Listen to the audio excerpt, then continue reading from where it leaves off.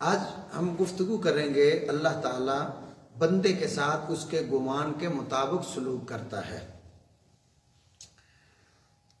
حضور سرور دو عالم نبی رحمت آقا نعمت تاجدار انبیاء صلی اللہ تعالی علیہ وآلہ وسلم آپ نے ارشاد فرمایا کہ اللہ تعالیٰ ارشاد فرماتا ہے کہ میں اپنے بندے کے اس گمان کے مطابق ہوتا ہوں جو وہ مجھ سے رکھتا ہے،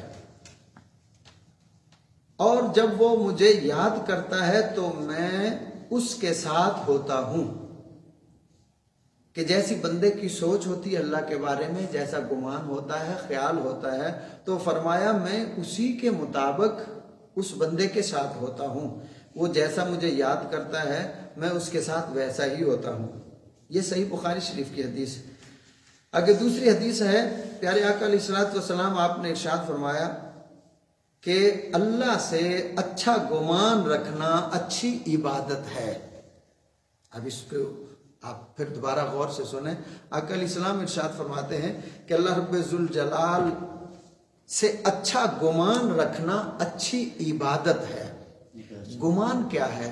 اللہ کے بارے میں سوچنا کہ میرا رب رحیم ہے، میرا رب کریم ہے، میرا رب قادر ہے، میرا رب بخشنے والا ہے، وہ ہر چیز پہ قادر ہے، وہ جو چاہے وہ کر سکتا ہے۔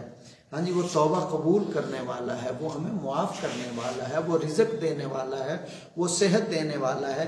جب بندہ یہ امید رکھے گا کہ میرے اللہ نے بچے دیے ہیں، بیٹے دیے ہیں، بیٹیاں دی ہیں، ان کا رزق بھی وہی دے گا، تو یہ اچھا گمان رکھے گا تو اللہ تعالیٰ اس کے گمان کے، اس کی سوچ کے مطابق فرماتا ہے میں اس کے ساتھ ہوں۔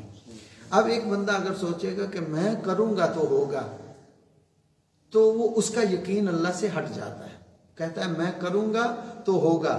پھر ہوتا کیا ہے اس کے ساتھ؟ دن رات بھاگ بھاگ دوڑیں لگی ہوتی، ادھر جا ادھر جا ادھر جا ادھر جا، پھر بھی اس کا پورا نہیں ہوتا، کیونکہ اس نے اللہ سے اپنے گمان کو ہٹا لیا۔ اللہ کے بارے میں اس کا یقین نہیں تھا، اس نے اپنے اوپر بھروسہ کر لیا۔ اللہ سے جو امید رکھنی چاہیے تھی، گمان رکھنا چاہیے تھا، اس نے وہ نہیں رکھا، اور اس نے یہی کہا کہ میں کروں گا تو ہوگا۔ تو پھر آواز آتی ہے کہ چل بھائی ٹھیک ہے، پھر اب تو کر، بھاگ۔ وہ دن رات بھاگتا رہتا ہے، پھر بھی کرتا ہے اور کرتا رہتا ہے، اور اس کا پورا پھر بھی نہیں ہوتا۔ لاکھوں کما لو تو پھر بھی پوچھو تو کہتے ہیں گزارا نہیں ہوتا۔ اور جس کا اللہ پہ یقین کامل ہوتا ہے اور اللہ پہ اس کا گمان صحیح ہوتا ہے، تو وہ تھوڑے میں بھی اللہ کا ہر وقت شکر ادا کرتا ہے۔ اس سے پوچھو بھائی کیسے ہو تو کہتا ہے یہ اللہ کا شکر ہے۔ بچے کتنے ہیں؟ 10 بچے ہیں، اللہ کا شکر ہے۔ تنخواہ کتنی ہے؟ 10,000 ہے، 15,000 ہے، 20,000 ہے، اللہ کا شکر ہے۔ اور گھر بھی کرائے کا ہے، پوچھو کیا حال ہے؟ اللہ کا شکر ہے۔ تو جس کا اللہ پہ بھروسہ ہوتا ہے، اللہ کے اوپر یقین ہوتا ہے، اللہ کے بارے میں جو صحیح گمان، اچھا گمان رکھتا ہے، اور اس کو قادر کریم سمجھتا ہے، اس کو رؤوف الرحیم غفور الرحیم سمجھتا ہے، تو اللہ تبارک و تعالیٰ پھر اپنے کرم سے اس کی مدد فرماتا ہے، اور فرماتا ہے کہ میں اس کے ساتھ ویسا ہی ہوں۔ اچھا، آگے تیسری حدیث، حضور سرور دو عالم نبی رحمت آقا نعمت صلی اللہ تعالی علیہ وآلہ وسلم آپ نے ارشاد فرمایا کہ اللہ رب ذوالجلال ارشاد فرماتا ہے میں اپنے بندے کے ساتھ اس کے گمان کے مطابق معاملہ کرتا ہوں۔ اگر وہ خیر کا گمان کرے تو اس کے لیے خیر ہے۔ اب اس پہ غور کریں، یہ 2 لفظوں پہ، کہ اللہ رب العالمین آقا علیہ السلام فرماتے ہیں کہ میرا رب العالمین فرماتا ہے کہ میں بندے کے ساتھ اس کے گمان کے مطابق معاملہ کرتا ہوں۔ اب یہ جو 2 لفظ ہیں اس پہ آپ نے غور کرنا ہے۔ اگر وہ خیر کا گمان کرے گا تو میں اس کے لیے خیر ہی کروں گا، اور اگر وہ شر کا گمان رکھے گا تو اس کے لیے شر ہے۔ اگر خیر کا گمان رکھتا ہے تو پھر اس کے لیے خیر ہے، اور اگر شر کا گمان رکھتا ہے تو پھر اس کے لیے شر ہے۔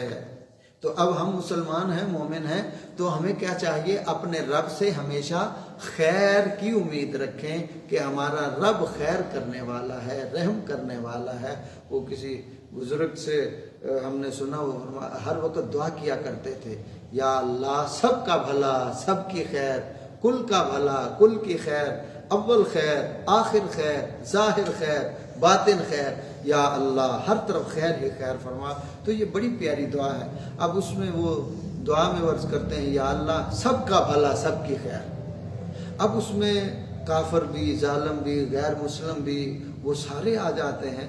تو اب مسلمانوں کے لیے تو خیر ہو گئی، تو وہ کافروں کے لیے جو غیر مسلم ہیں ان کے لیے خیر کیا؟ ان کے لیے خیر یہ ہے کہ یا اللہ انہیں ہدایت عطا فرما کے ایمان عطا کر دے، یہ ان کی خیر ہے۔